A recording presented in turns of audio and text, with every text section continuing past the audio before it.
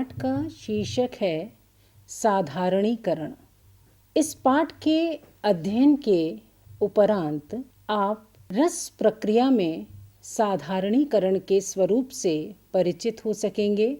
काव्यानुभूति के विशिष्ट पक्ष के रूप में साधारणीकरण को जान सकेंगे। साधारणीकरण में रस और मनोविज्ञान के संबंध को जान सकेंगे और साधारणीकरण विषयक परंपरागत तथा आधुनिक विद्वानों के मतों से अवगत हो सकेंगे।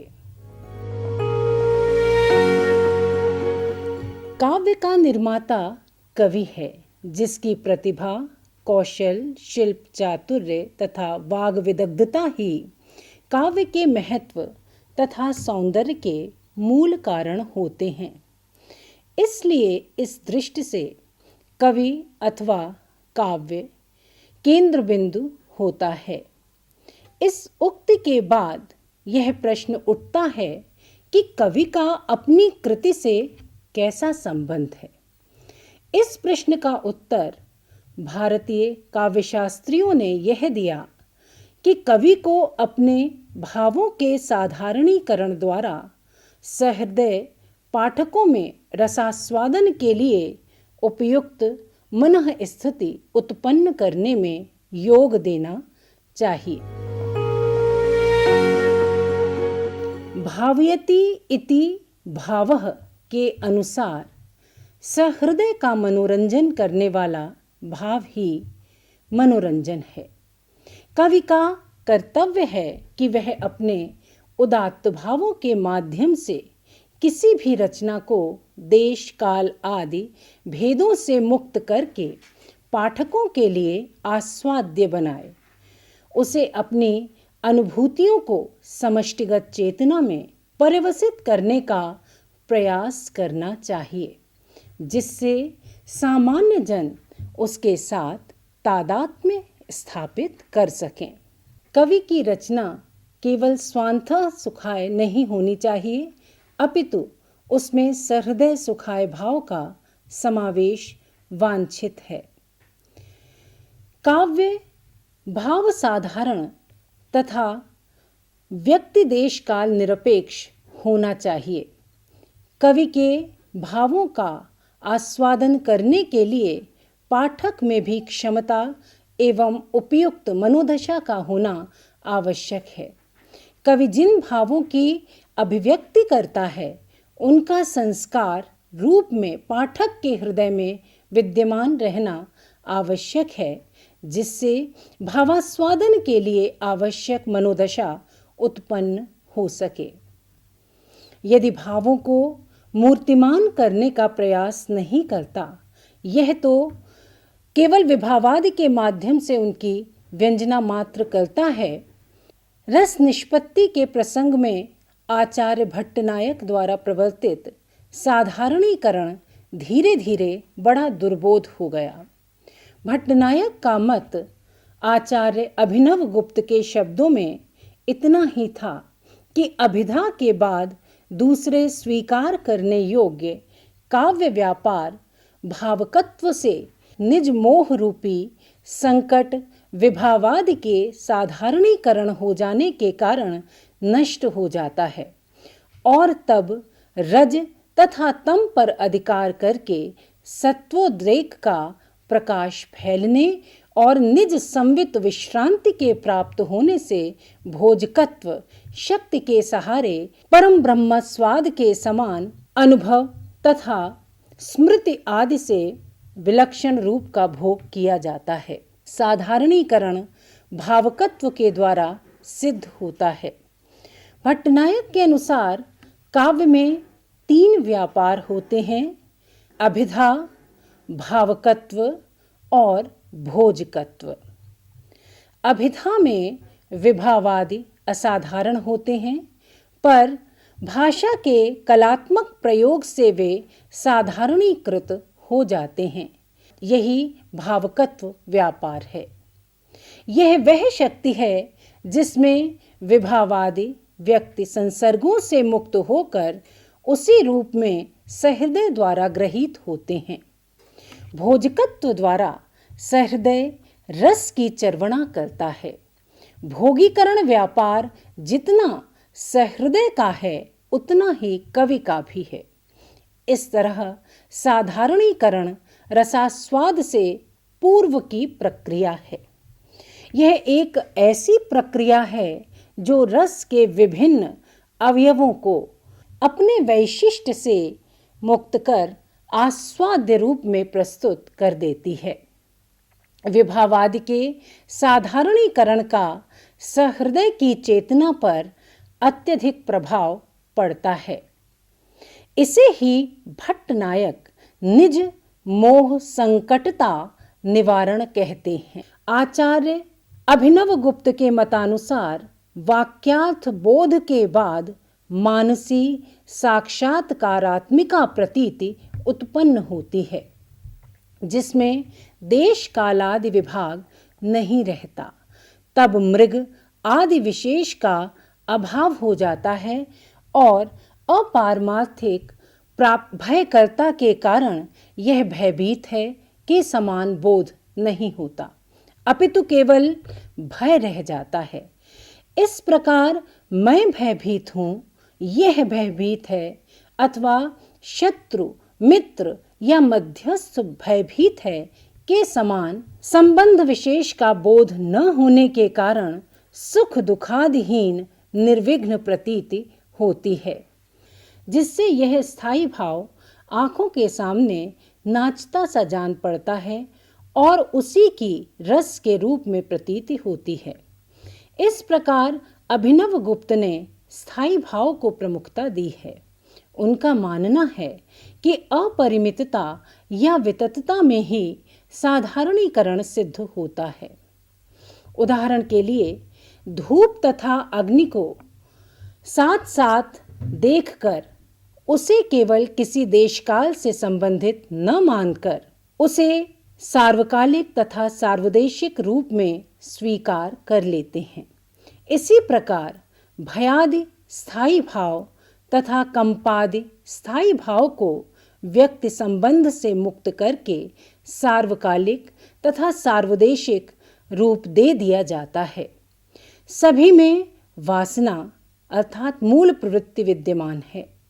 अतएव समस्त सामाजिकों को एक समान प्रतिपत्ति होने, उसमें वासना संवाद होने से जिस निर्विघ्न चमत्कार का अनुभव होता है वही रस कहलाता है।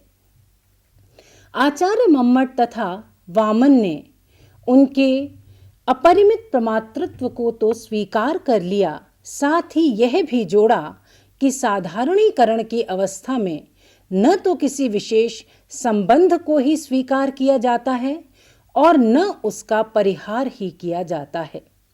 अपरिमित हो जाने का तात्पर्य यह है कि प्रमाता जो प्रमाण द्वारा किसी वस्तु का ज्ञान प्राप्त करे अर्थात विषयी का संबंध केवल एक सामाजिक विशेष से नहीं रहता, अपितु अनेक से हो जाता है।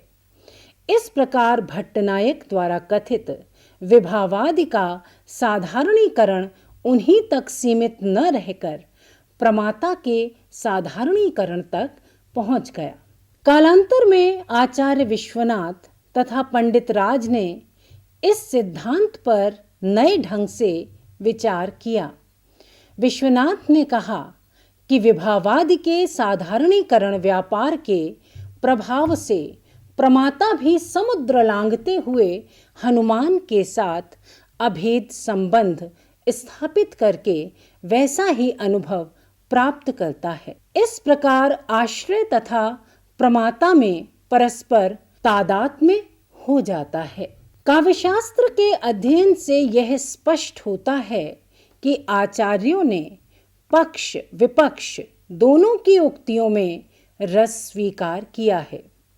उदाहरण के लिए काव्य प्रकाशकार ने राम के शत्रु रावण के पुत्र इंद्रजित मेघनाथ की हनुमान नाटक में दी गई उक्ति को वीर रस के अंतर्गत माना है। परशुराम के क्रोध को रौद्र रस के उदाहरण में श्री कन्हैयालाल पोद्दार ने अपनी रसमंजरी और श्री हरिशंकर शर्मा ने रस रत्नाकर में प्रस्तुत किया है। तात्पर्य है कि आचार्य राम के उचित क्रोध को भी रौद्र रस का उदाहरण मानने को तैयार हैं और रावण, परशुराम, अश्वत्थामा, मेघनाद आदि के भावों को भी रौद्र और वीर रस के परिपाक में समर्थ मानते हैं। इस प्रकार उन्होंने विभावादि के अंतर्गत आश्रय, आलंबन, उद्दीपन, स्थायी तथा सहृदय सभी का साधारणीकरण स्वीकार किया है। यदि यह साधारणीकरण न होगा तो विपक्षियों के कारण रस की सृष्टि कैसे मानी जा सकेगी। इस संदर्भ में एक प्रश्न और उठता है कि क्या भिन्न भिन्न जाति, वय, लिंग, देश आदि के सामाजिकों को एक नाटक को साथ देखते या एक काव्य विषय को एक साथ सुनते हुए एक सा रस आएगा? रसवादी की ओर से यही उत्तर होगा कि इन सब के भेद में भी अभेद उपस्थित करने वाले साधारणीकरण सिद्धांत के बल पर सभी सामाजिक एक जैसा अनुभव करेंगे। काव्य भूमि तो अभेद, एकता और पूर्ण मानवता की श्रेय भूमि है। प्रसाद कामायनी में मानवता का संदेश इस प्रकार देते हैं, औरों को हंसते देखो मनु, हंसो और सुख पाओ, अपने सुख को विस्तृत कर लो, सबको सुखी बनाओ। इस तरह व्यक्तिगत चेतना सामाजिक चेतना में कैसे पर्यवसित होती है, ये पंक्तियां इसका बहुत सुंदर दिग्दर्शन करती हैं। काव्य भूमि में समस्त प्रेय का समाहार श्रेय में होता है और श्रेय भी प्रेय ही होकर उपस्थित होता है। इसीलिए यह कांता सम्मित होकर भी उपदेश युज है। 4 आधारों पर रस सिद्धांत टिका है। वासना सिद्धांत यानी मूल प्रवृत्ति के संदर्भ में, सत्वोद्रेक, सहृदय की योग्यता और औचित्य। वासना सिद्धांत के द्वारा रसवादी यह मानता है कि सभी प्राणियों में समान मूल प्रवृत्तियां पाई जाती हैं और उनके सहारे सभी एक भाव भूमि पर आ सकते हैं। किंतु एक बात महत्वपूर्ण यह है कि हर व्यक्ति एक सा नहीं होता। किसी में कोई प्रवृत्ति कम होती है तो किसी में कोई अधिक। इस प्रकार समान मूल प्रवृत्तियों से संचालित होने के बाद भी सभी प्राणी भिन्न भिन्न भूमियों पर संचरित होते हैं। त्रिगुणात्मक प्रकृति सत्व, रज, तम सबको एक समान व्यवहार करने से रोकती है। इसीलिए संसार में विरोधी स्वभाव के व्यक्ति मिलते हैं। इस विरोध के परिहार के लिए ही सामाजिक प्राणी सत्व की शरण लेता है और उसके उद्रेक में सभी विरोधों का समाहार मानता है। किसी में यह सत्व स्वाभाविक रूप से प्रधान होता है और किसी में यह अभ्यास द्वारा अर्जित किया जाता है। सहृदय यह योग्यता काव्य के अनुशीलन, अभ्यास आदि से प्राप्त करता है। सत्व व्यक्ति के हृदय को पवित्र एवं उदात्त भावों से परिपूर्ण कर औचित्य की ओर ले जाता है। काश्मीरी शैवागम दर्शन में यही मधुमती भूमिका है। डॉक्टर श्याम सुंदर दास ने आचार्य केशव प्रसाद मिश्र का अनुकरण करते हुए साधारणीकरण का संबंध योग की मधुमती भूमिका से जिससे कि प्रत्यक्ष होता है, वे कवि और पाठक की चित्त की वृत्तियों का एक तान एक पक्ष हो जाने को ही साधारणीकरण मानते हैं। रसवादी आचार्यों ने रसास्वाद में विघ्नों पर विचार करते हुए कहा है कि पर्याप्त संस्कार के बाद भी कवि अथवा पाठक की ओर से कुछ ऐसे कारण उपस्थित हो सकते हैं जो पाठक की विशेषताओं को उभार कर उसके रसास्वादन में बाधक बनते हैं। ऐसी स्थितियां पाठक के प्रबल विश्वास के आधार पर उपस्थित होती हैं। जैसे यदि कोई राम को उदात्त गुणों से अलग दिखाए और रावण को औदार्यादि गुणों से ओतप्रोत दिखाने का प्रयास करे, तो यह निश्चय ही है कि राम के भक्तों को उस कथा में आनंद के स्थान पर क्रोध ही होगा तथा उनकी धार्मिक भावनाओं पर चोट पहुंचेगी। शील तथा प्रकृति की इसी विचित्रता को ध्यान में रखकर भरत ने स्वीकार किया है कि नाना शील एवं प्रकृति के लोगों को भिन्न भिन्न रसों का आनंद आता है। जैसे शूर, विभत्स, रौद्र तथा वीर रस का, बालक, मूर्ख एवं स्त्रियां हास्य रस तथा तरुण श्रृंगार का, विरागी शांत का आस्वाद होते हैं। साधारणीकरण का यह अभिप्राय नहीं है कि केवल किसी एक पक्ष के व्यक्ति के कार्य ही हमें प्रभावित करें और दूसरे पक्ष के प्रति हम नितांत विरोधी बने रहें, अथवा जिस पक्ष के प्रति हम पहले से आकर्षित हैं उसी के पक्ष में तब भी बने रहें जब उसमें कोई दोष दिखे। साधारणीकरण के द्वारा हमारे लिए सभी साधारणीकृत अवस्था में उपस्थित होते हैं और हम कार्य के औचित्य का अवलंब लेकर किसी पक्ष के भाव को आस्वाद रूप में ग्रहण करते हैं, किंतु उसका अनुमोदन करते हुए हमें इसका विचार सापेक्ष स्थिति में विचार करना चाहिए। यदि हम किसी रचना में कभी किसी पक्ष के भाव का रसात्मक अनुभव करेंगे और कभी किसी दूसरे का, तो हमारे मन पर किसी एक व्यक्तित्व का समग्र रूप में प्रभाव अंकित नहीं हो सकेगा। इसी बात का ध्यान रखकर महाकवि कालिदास ने दुष्यंत के दोष को कम करने के उद्देश्य से दुर्वासा ऋषि का श्राप उपस्थित करा दिया। आचार्य रामचंद्र शुक्ल के साधारणीकरण संबंधी विचारों से प्रतीत होता है कि वे कवि सहृदय, पात्र और भाव सभी का साधारणीकरण मानते हैं और इनमें सर्वाधिक महत्वपूर्ण आलंबन को मानते हुए उसी के साधारणीकरण की बात करते हैं। शुक्ल जी की रस विषयक कुछ महत्वपूर्ण संकल्पनाएं हैं जिनकी हम इस परिप्रेक्ष्य में चर्चा करेंगे।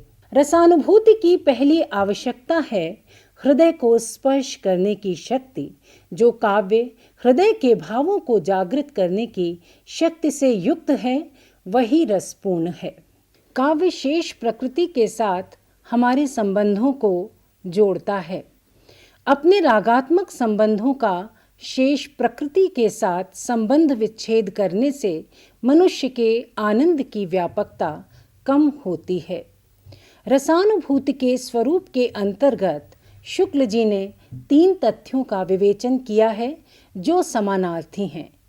हृदय की मुक्तावस्था, व्यक्ति हृदय का लोक हृदय में लीन होना, हमारी अंतःसत्ता की तदाकार परिणति, ये उनके कुछ मुख्य तत्व हैं। केवल आलंबन का वर्णन भी सरसात्मक है। आलंबन रूप में चित्रित कोरा प्रकृति वर्णन भी रसात्मक होता है। साधारणीकरण के संदर्भ में शुक्ल जी भट्टनायक से प्रभावित हैं, जो भोजक वृत्ति द्वारा आलंबन का साधारणीकरण मानते हैं। भट्टनायक की तरह ही शुक्ल जी रस को वाच्य और आक्षेप द्वारा ग्राह्य मानते हैं, व्यंग्य द्वारा नहीं। आलंबनत्व धर्म का साधारणीकरण स्वीकार करते हुए शुक्ल जी ने कवि और सहृदय को इस प्रक्रिया में उचित महत्व दिया है। रस की मध्यम दशा की ओर संकेत करते हुए शुक्ल जी लिखते हैं कि जैसे कोई क्रोधी या क्रूर प्रकृति का पात्र यदि किसी निरपराध या दीन पर क्रोध की प्रबल व्यंजना कर रहा है, तो श्रोता या दर्शक के मन में क्रोध का रसात्मक संचार न होगा, बल्कि क्रोध प्रदर्शित करने वाले उस पात्र के प्रति अश्रद्धा, घृणा आदि का भाव जगेगा। ऐसी दशा में आश्रय के साथ तादात्म्य या सहानुभूति न होगी, बल्कि श्रोता या पाठक उक्त पात्र के शील दृष्टा या प्रकृति दृष्टा के रूप में प्रभाव ग्रहण करेगा, और यह प्रभाव भी रसात्मक ही होगा। पर इस रसात्मकता को हम मध्यम कोटि की ही मानेंगे। शुक्ल जी ने कवि के साथ तादात्म्य की बात करते हुए कहा है कि इस दशा में भी एक प्रकार का तादात्म्य और साधारणीकरण होता है। तादात्म्य कवि के उस अव्यक्त भाव के साथ होता है जिसके अनुरूप वह पात्र का स्वरूप संगठन करता है। अतः पात्र का स्वरूप कवि के जिस भाव का आलंबन रहता है, पाठक या दर्शक के भी उसी भाव का आलंबन प्रायः हो जाता है। डॉक्टर नगेंद्र ने साधारणीकरण के प्रसंग में आश्रय, आलंबन, नायक, कवि आदि का पृथक पृथक रूप से विचार किया है। उन्होंने साधारणीकरण को तादात्म्य मानकर ही रस के संदर्भ में अपने विचार दिए हैं। उनके अनुसार साधारणीकरण कवि की अपनी अनुभूति का होता है, अर्थात जब कोई व्यक्ति अपनी अनुभूति की इस प्रकार अभिव्यक्ति कर सकता है कि वह सभी के हृदयों में समान अनुभूति जगा सके, तो पारिभाषिक शब्दावली में हम कहते हैं कि उसमें साधारणीकरण की शक्ति वर्तमान है। अनुभूति सभी में होती है, सभी व्यक्ति उसे यत्किंचित व्यक्त भी कर लेते हैं, परंतु साधारणीकरण करने की शक्ति सब में नहीं होती। इसीलिए तो अनुभूति और अभिव्यक्ति के होते हुए भी सब कवि नहीं होते। यदि साम्यवादी लेखक के उपन्यास का पूंजीपति नायक अपनी कुत्साओं में जघन्य है तो हुआ करे, हम उससे तादात्म्य थोड़े ही स्थापित करते हैं। हम हमारी अनुभूति लेखक की अनुभूति से तादात्म्य स्थापित करते हैं। नगेंद्र साधारणीकरण का आधार भाषा का भावमय प्रयोग मानते हैं। भाषा का भावमय प्रयोग प्रयोक्ता की अपनी भाव शक्ति पर निर्भर करता है और प्रयोक्ता के भावों की संवेदन शक्ति का आधार है मानव सुलभ सहानुभूति। इस तरह कवि की स्वयं की प्रभावोत्पादक भाषीय क्षमता एवं अनुभूति मिलकर जब विषय को प्रभावी ढंग से प्रस्तुत कर सकने की शक्ति से संवलित हो जाती है, जिससे प्रमाता तब कवि के भावों के साथ तादात्म्य कर पाने की स्थिति में हो, तभी साधारणीकरण की भूमिका स्वयं ही बन जाती है। रसास्वाद की प्रक्रिया का वर्णन करते हुए मराठी के लेखकों ने जो विचार प्रस्तुत किए हैं, उनमें अधिकांश विद्वान तादात्म्य के पक्षपाती हैं। प्रसिद्ध विद्वान नरसिंह चिंतामणि सविकल्प समाधि सिद्धांत की चर्चा करते हैं। वे मानते हैं कि जब हम काव्य पढ़ते हैं, उस समय हम अपनी भूमिका न छोड़ते हुए भी दूसरे की भूमिका में संक्रमण कर जाते हैं और उस व्यक्ति के अनुभव का आनंद उठाने लगते हैं। इस प्रकार पर भूमिका में संक्रमण प्रतिभा के बल पर होता है। उदाहरण के लिए, अपनी पुत्री के ससुराल के लिए प्रस्थान करते समय किसी के भी आंखों से बहने वाले आंसुओं और मुंह से निकलने वाले वचनों का काव्यत्व नहीं होता। वह केवल इसलिए कि वह आत्म भूमिका का एक पक्षीय अनुभव मात्र होता है। परंतु अभिज्ञान शाकुंतल नाटक के चौथे अंक में कण्व के कन्या विरह प्रसंग को पढ़कर हमें काव्यत्व का ही आनंद आता है। प्रत्यक्ष दुख का अनुभव नहीं होता। इस प्रकार वाचक जब अपनी भूमिका को न छोड़ते हुए दूसरे व्यक्ति की भूमिका में संक्रमण करता है, तो प्रातिभ अनुभव के द्वारा वह दुख भी रसास्वाद रूप आनंद हो जाता है। केलकर के विचारों का खंडन करते हुए वामन मल्हार जोशी ने आत्म क्रीड़ा आत्मरति सिद्धांत को रसास्वाद का कारण बताया है। श्री जोशी के मतानुसार काव्य रचना, वाचन या श्रवण के समय कवि तथा पाठक विषय से पूर्ण तादाद में नहीं करते। यह सही है कि वे अपने आप को भुला तो देते हैं, और यह काम तो वक्ता या कला कुशल व्यक्ति भी करता है, किंतु अपने आप को इस सीमा तक नहीं भुलाया जाता है जिसे हम पूर्ण तादात्म्य की संज्ञा दे सकें। वे उदाहरण द्वारा अपना मंतव्य स्पष्ट करते हैं। जैसे हिरण्यकश्यप वेशधारी नट के द्वारा प्रहलाद पर अत्याचार होते देखकर दर्शक हिरण्यकश्यप का प्राणांत ही कर देगा, अथवा नृसिंह के द्वारा हिरण्यकश्यप की हत्या होते देख उसके बचाव का प्रयत्न किया जाने लगेगा। इसके पश्चात दत्तात्रेय केशव केलकर ने स्वायत्त तादात्म्य सिद्धांत का प्रतिपादन किया। उनका मानना है कि कल्पना के द्वारा भिन्न वस्तुओं से तादात्म्य स्थापित किया जा सकता है, किंतु यह तादात्म्य कितने अंश में और कितने समय तक रहे, यह मनुष्य के स्वयं के अधीन है। काव्य निर्मित काल में कल्पना शक्ति पर कवि का अधिकार रहता है, और आस्वाद काल में विभिन्न पात्रों से होने वाला तादात्म्य अनुभव काल्पनिक मात्र है। यह बात रसिक के मस्तिष्क में सदैव रहती है। प्रोफेसर जोग ने स्वायत्त तादात्म्य का खंडन करते हुए कहा कि उत्तम काव्य के परिणाम स्वरूप पाठक विवश भाव से चलता है। उस अवस्था में उसका अपने ऊपर अधिकार नहीं रह जाता। तादात्म्य को स्वायत्त विशेषण के साथ रखना उचित नहीं लगता। तादात्म्य सिद्धांत की त्रुटियों को संज्ञान में रखते हुए कुछ विद्वानों ने ताटस्थ सिद्धांत का प्रतिपादन किया। श्री जोग ने सहानुभूतिपूर्वक ताटस्थ सिद्धांत का प्रस्ताव किया। तादात्म्य में जिस प्रकार एक ही दशा का दूसरे की दशा के साथ विलय हो जाता है, उसे बचाते हुए यह सिद्धांत एक ओर पाठक की पात्र के प्रति सहानुभूति सिद्ध करता है और दूसरी ओर आत्म व्यक्तित्व का विलय होने से भी रोकता है। श्री माधवराव पटवर्धन ने कुतूहल पूर्ति सिद्धांत के आधार पर जिज्ञासु ताटस्थ सिद्धांत का प्रतिपादन करते हुए कहा है कि मनुष्य में नवीन वस्तुओं के प्रति आकर्षण की सहज प्रवृत्ति विद्यमान होती है। जैसे ही इस कुतूहल की शांति होती है, वैसे ही आनंद आता है। इस सिद्धांत में अनुभूति पक्ष का तिरस्कार दिखाई देता है। काका कालेलकर का अनासक्त तन्मयता सिद्धांत उल्लेखनीय सिद्धांत है।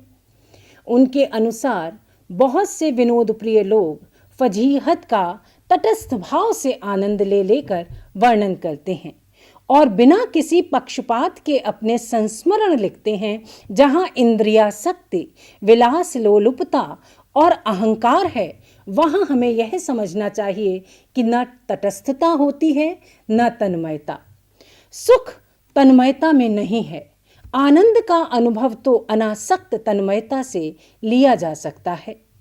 ऐसी तन्मयता या तल्लीनता का नाम ही आनंद है। काका कालेलकर के मत के समानांतर मराठी विद्वान डॉक्टर वाटवे द्वारा प्रवर्तित आहार्य ज्ञानावस्था की चर्चा यहाँ प्रासंगिक होगी। इस सिद्धांत द्वारा डॉक्टर वाटवे ने स्पष्ट तथा प्रचलित नाम रखने का प्रयास किया है। आहार्य का अर्थ है भेद ज्ञान।